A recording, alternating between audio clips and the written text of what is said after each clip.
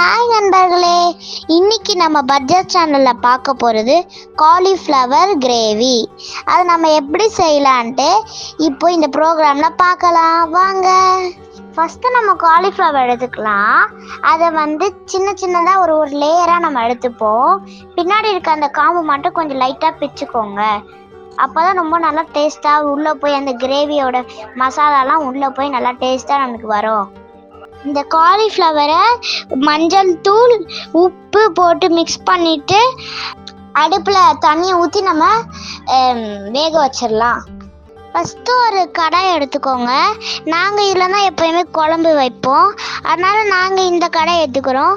நீங்கள் எப்படி வீட்டில் யூஸ்வலாக குழம்பு வைக்கிறீங்களோ அது உங்களுக்கு வாட்டப்படலைன்னா அந்த கடாய் எடுத்துக்கோங்க. அதில் ஃபஸ்ட்டு உங்களுக்கு தேவையான அளவுக்கு எண்ணெய் ஊற்றுங்க. எண்ணெய் நாங்கள் கம்மியாக தான் யூஸ் பண்ணுவோம், உங்களுக்கு தேவையான அளவுக்கு நீங்கள் யூஸ் பண்ணிக்கோங்க. ஃபஸ்ட்டு நீங்கள் சோம்பு போட்டுக்கோங்க, அப்புறமேட்டு பட்டை 2 போட்டுக்கோங்க, அதுக்கப்புறம் கிராம்பு ஒரு 3 போட்டுக்கோங்க, அந்த ஸ்டார் பூ இருக்குல்லங்க அது 1 போட்டுக்கோங்க. 3ஐயும் மிக்ஸ் பண்ணிவிட்டு ஆனியனை ஒரு 3 நாங்கள் எடுத்துக்கிறோம். நீங்கள் எவ்வளோ எடுத்துக்கிறோங்களோ அது உங்கள் டென்சிட்டி. அதை போட்டு அந்த ஆனியன் கண்ணாடி பதத்துக்கு வர வரைக்கும் நம்ம கிண்டிக்கணும். நெக்ஸ்ட்டு பூண்டு எடுத்துக்கலாம். அந்த பூண்டு ஒரு 4 பல்லு போட்டுக்கோங்க.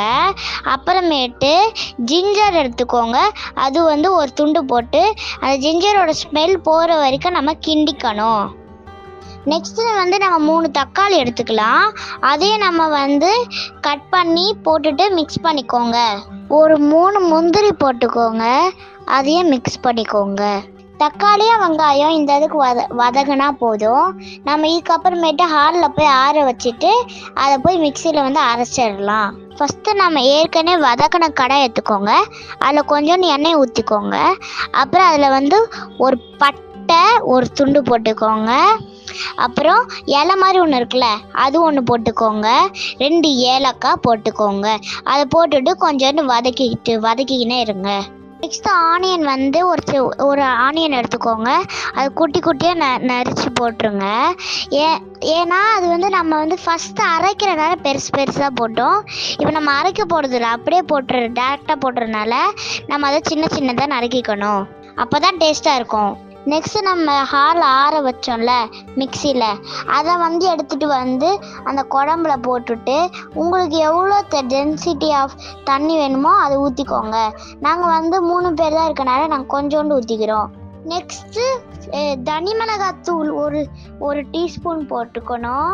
அப்புறம் காஷ்மீர் மிளகாத்தூள் 1 டீஸ்பூன், மல்லித்தூள் 2 டீஸ்பூன் போட்டு நல்லா அந்த மசாலாஸ்லாம் உள்ள போய் கிரேவிக்குள்ளே அப்சர்வ் ஆகிற மாதிரி நல்லா நம்ம ஒரு 2 மினிட்ஸ் நல்லா மிக்ஸ் பண்ணிக்கணும்.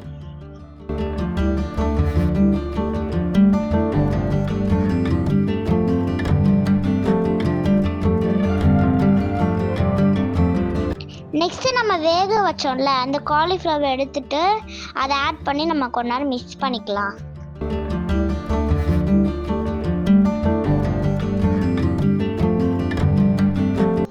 காலிஃப்ளவர் நல்லா வேகட்டும், நம்ம அதை மூடி வச்சிடலாம் ஒரு 10 மினிட்ஸுக்கு.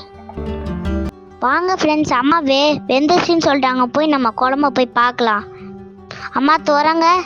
ஸ்மெல் செம்மையாக இருக்குது ஃப்ரெண்ட்ஸ். நீங்களும் இந்த மாதிரி பார்க்க சிம்பிளாக தான் இருக்கும், ஆனால் டேஸ்ட் நல்லா இருக்கும். நானும் இப்போ போய் சாப்பிட போகிறேன்.